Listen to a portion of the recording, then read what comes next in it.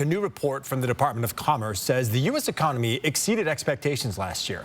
But Treasury Secretary Janet Yellen says it's still too hard to be a working parent in America.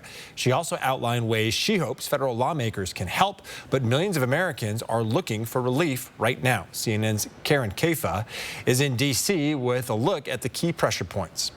We're used to Secretary Yellen talking about a lot of big picture global financial topics, but Thursday she addressed some issues a lot of Americans can relate to: the challenges of the rising cost of childcare and an historically unaffordable housing market, even as the overall economy remains robust. Treasury Secretary Janet Yellen in Chicago Thursday addressing a topic that hits home for millions of Americans. It's still too hard to be a working parent. The speech, an effort to highlight administration economic policy as President Joe Biden campaigns for a second term. But polls show American voters are skeptical about Biden's handling of the economy, despite cooling inflation and a resilient job market.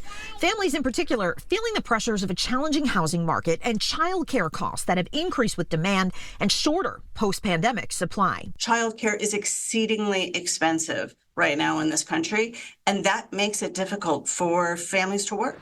Wendy Edelberg of the Brookings Institution says the child care system suffers from underinvestment, from training to retaining workers. There's a lot of turnover in the system. It is difficult for a child care facility to maintain stable, high-quality child care in the face of all of these pressures. Meanwhile, a tight housing market continues to vex homebuyers, but especially families. Edelberg says relief is less about the strength of the economy and more about the policies within it. There's a lot that we should be doing to make it easier both to work and to raise children, and to make it more worthwhile to work. The Commerce Department said Thursday that consumers continued to spend in the last 3 months of 2023, with economic growth rising at an annualized rate of 3.3%.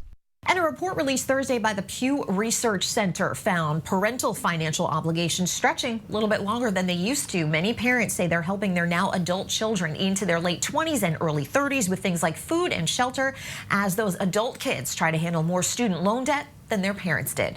In Washington, I'm Karen Caifa.